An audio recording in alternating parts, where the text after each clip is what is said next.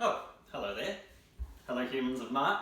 Welcome to our first 2021 lockdown cooking video.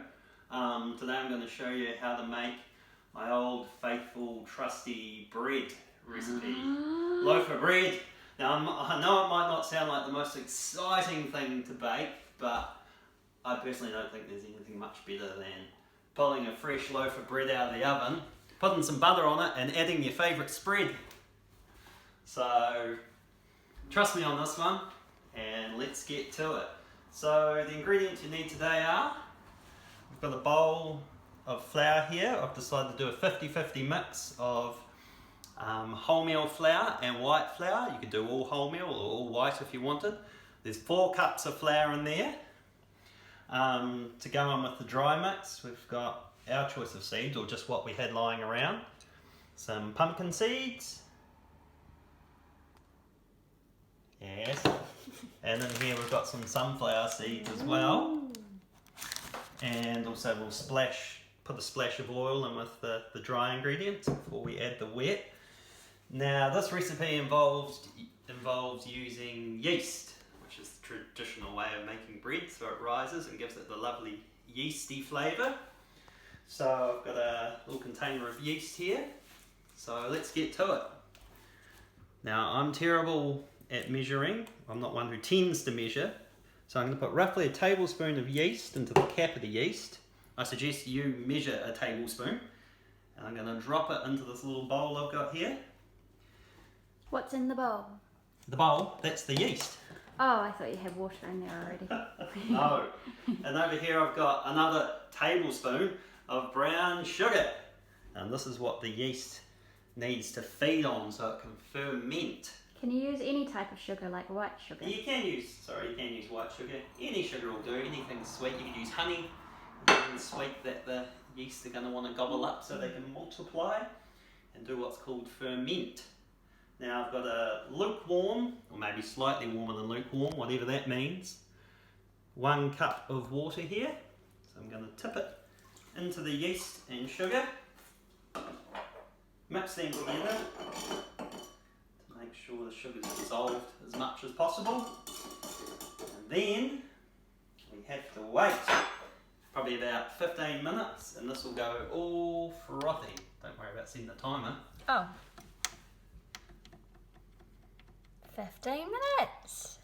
Thank you, Nicola. But basically, this will go all frothy. Oh. And when there's a nice layer of froth on top, it will give... What's that racket? It's the alarm. Which means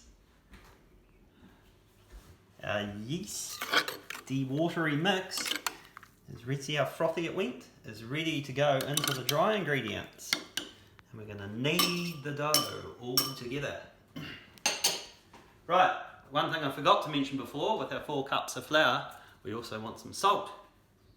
Some would say a teaspoon. I'd say close enough.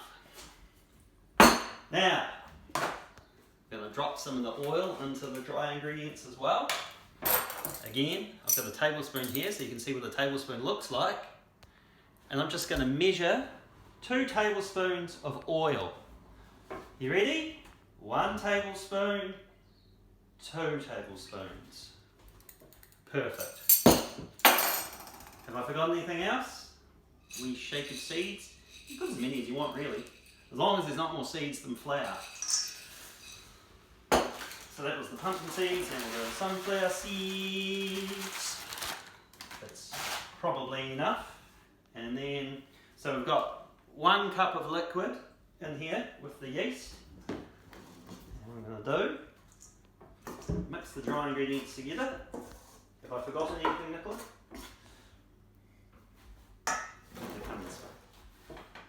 Yeah, that's better, more light.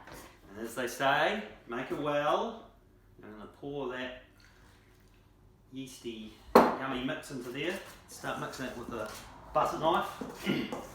What I've found over the years is one of the best ways to get it going. Save your fingers getting all sticky from the outset. So that was 1 cup of liquid. Now we'll just grab a quick cup of another cup. Just some cold water will do the trick. So the ratio is usually 4 cups of dry ingredients to 2 cups of wet. So we've got 4 cups of flour and 2 cups of water basically. And it usually gets you to about the right consistency. Mix it up as best I can with the knife until it starts looking something like that. Now I probably need to add or take away. I'll probably need to add some flour or add some more moisture depending on how wet or dry the mixture is. This is looking pretty good. See me kneading? Kneading the dough. The headless kneader. The headless kneader. Sprinkle a bit more flour on there, just so it's make it less sticky. Sprinkle some more flour into the mix. Now there's no need for speed here. Just take your time. I was showing my birthday socks. She's turned me into not just a Wally, but a Where's Wally. Right. That's basically how we want our dough to look. Not too wet, not too dry. You be the judge. So you can touch it and it doesn't stick to your hands. Nobody's going to want to eat that now, Nicola. And now what we have to do is leave that for... you could put it straight in the oven, but the best thing to do is to let it rise, knead it again, and then put it in the oven, or let it rise again if you want. In a warm place? Yeah, we're going to leave that in a warm away place. Away from Gary? With the tea towel over it, away from the dog, because once upon a time he found the dough in the lounge and took it to his bed and started eating the raw loaf of bread. And we don't want that to happen again.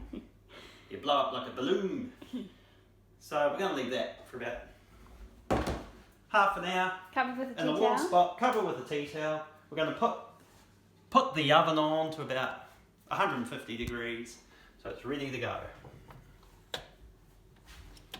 Bake 150. Check that there's nothing in there. Ooh, that's a dirty looking oven. Welcome back. So the dough has been sitting in the lounge room window, on the windowsill, with a tea towel over it. It could rise a lot more if we left it, but I'm in a hurry and I want fresh bread. If you want, you can leave it longer, but what I'm going to do now is I've got a pan here ready for it to go into. Just put a bit of flour on the bottom. Why we do that, I'm not really sure, so it doesn't stick perhaps. And you see the dough is a bit sticky and soft because it's leaven or it has risen. Just going to put a bit of, sprinkle some flour on there so it doesn't stick to my hands too much as I work it. Give it a bit more of a knead around. Perhaps this isn't a true knead, perhaps a real knead. It has to be down in the bowl, but I'll call it kneading it anyway. I'm just going to work it into a bowl and then go something like this, tuck my fingers up in underneath and turn it into a bit of a slug. Make sure it's nice and all joined at the bottom there. Flip it back over, put more flour on top. Peek my slug some more, couple of eyes.